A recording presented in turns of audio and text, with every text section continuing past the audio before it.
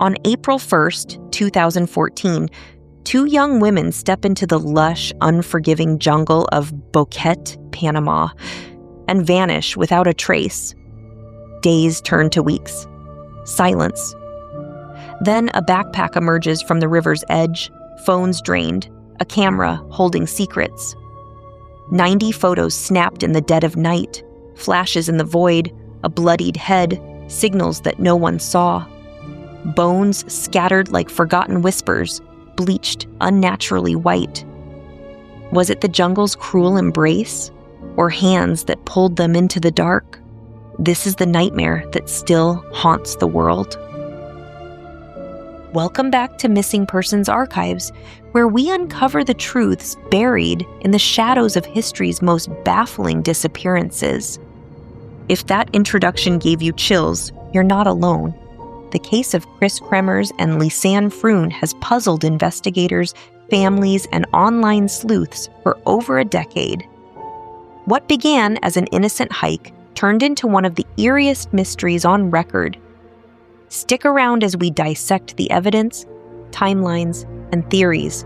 If you're new, smash that subscribe button and hit the bell for more deep dives into the unknown. Let's break it down. Kris Kremers, 21, and Lisanne Froon, 22, were bright, adventurous students from Amersfoort, Netherlands. Kris had just finished her degree in cultural social education, specializing in art, while Lisanne held a degree in applied psychology and was a passionate volleyball player. They'd saved up for months working at a local cafe to fund a 6-week trip to Panama, a mix of learning Spanish, volunteering with kids, and exploring the country's stunning landscapes. It was meant to be Lisanne's graduation gift. They arrived in Panama on March 15, 2014, spending the first 2 weeks touring before settling in Boquete on March 29th. Staying with a host family, they were eager to start volunteer work at a language school. But on April 1st, a sunny Tuesday, they decided to hike the El Pianista trail near the Baru volcano. Around 11 a.m., they set off, possibly with a local dog from a nearby restaurant that returned alone. They were last seen having brunch with 2 Dutch men. No one knows why they went without a guide, but witnesses later said they seemed in good spirits. Here's the timeline that haunts investigators to this day. By April 2nd, the girls missed a scheduled appointment with a local guide for another tour. Their families stopped receiving daily texts, a red flag. No one raised the alarm immediately, but by April 6th, their worried parents flew to Panama with Dutch detectives. A massive search ensued.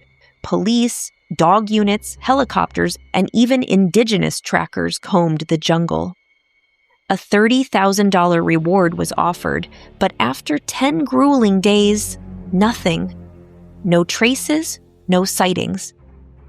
Then, on June 14th, over 2 months later, a local indigenous woman found Lisanne's blue backpack near a riverbank in Alto Romero, about 8 hours from the trailhead.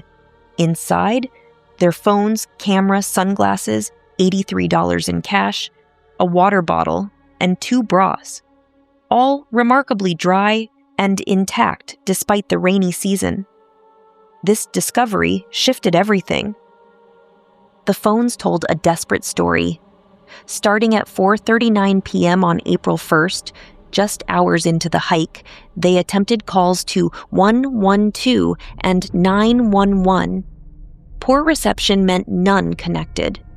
Calls continued on April 2nd and 3rd. Lisanne's Samsung died on April 4th.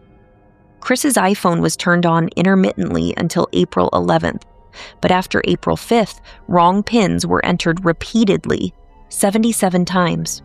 Was someone else trying to access it? Forensics later showed files were opened and network settings changed without a pin, hinting at third-party manipulation. But the real enigma? The Canon camera.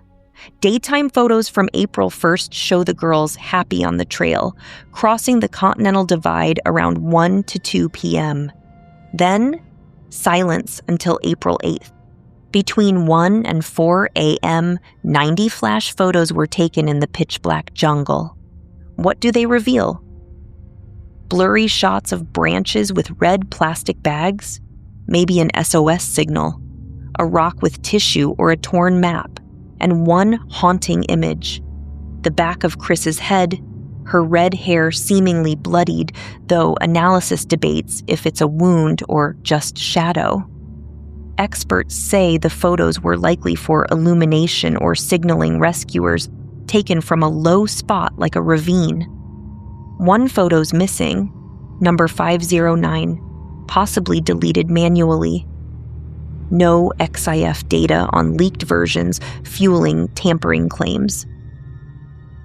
Searches intensified along the Culebra River. Kris's denim shorts were found zipped and folded on a rock. Then, a boot with Lisanne's foot inside fractured in multiple places, suggesting a fall. Over the summer, 33 scattered bones emerged, a pelvis, ribs, fragments. DNA confirmed they were the girls. Lisanne's had some skin attached, in early decomposition, but Kris's, stark white, bleached with phosphorus traces.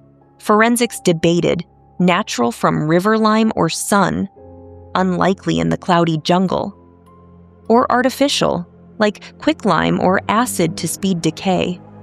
No scratches or animal marks on any bones. Only 5 to 10% of their remains were recovered, scattered over kilometers. Panamanian officials ruled it an accident. Lost, injured, succumbed to the elements. But Dutch forensics disagreed on key points, like the fractures. So, what really happened? Theory 1. Accident. They got lost beyond the trail summit, unfamiliar with the dense, foggy jungle. A fall into a ravine, injuries, exposure. The night photos, desperate signals, phones conserved for battery, remains scattered by rivers or animals. This fits the official narrative, backed by wilderness experts who say it's easy to die in Panama's terrain. But foul play theories dominate online. Were they kidnapped? Sightings of a red truck on the trail, suspicious locals like guide Feliciano Gonzalez, rumored to have a thing for tourists, or a gang called Pandilla. The backpack, too clean, possibly planted. Phones manipulated by someone tech-savvy. Bleached bones scream chemical disposal, maybe to hide evidence. Deleted photo 509 could have shown a perpetrator. Some whisper organ trafficking or stumbling on drug ops. Panama's near Colombia's cartels. A wild rumor, Kris pushed Lisanne in a lover's quarrel. Controversies abound. Botched investigation. Lost evidence, like a blonde hair and shoe sole. Panama accused of rushing to accident to protect tourism. Witnesses changed stories, files edited. Fast forward to today. In 2024, Still Lost in Panama by Christian Hardinghouse and Jürgen Snoren dropped bombshells from 3,000 pages of case files. They slam prior books for bias, reveal phone hacks by a third party, and point to cover-ups, like prosecutor Betsaida Pitti halting the criminal probe. New analyses. Backpack damaged by a knife, not nature. Night photos? No wounds, just pareidolia. They lean foul play, but stop short of naming killers. A 2025 Medium article floats the rejection push theory, but it's unproven. Reddit and podcasts keep debating. Was it the guide, locals, or just bad luck? As of July 2025, no arrests, no closure, and the families still seeking answers. This case reminds us, adventure can turn deadly in the blink of an eye. What do you think? Was it an accident or were they murdered? Drop your theories in the comments. If you have tips or cases to suggest, email us. Thanks for watching Missing Persons Archives. Stay safe out there, and we'll see you in the next video.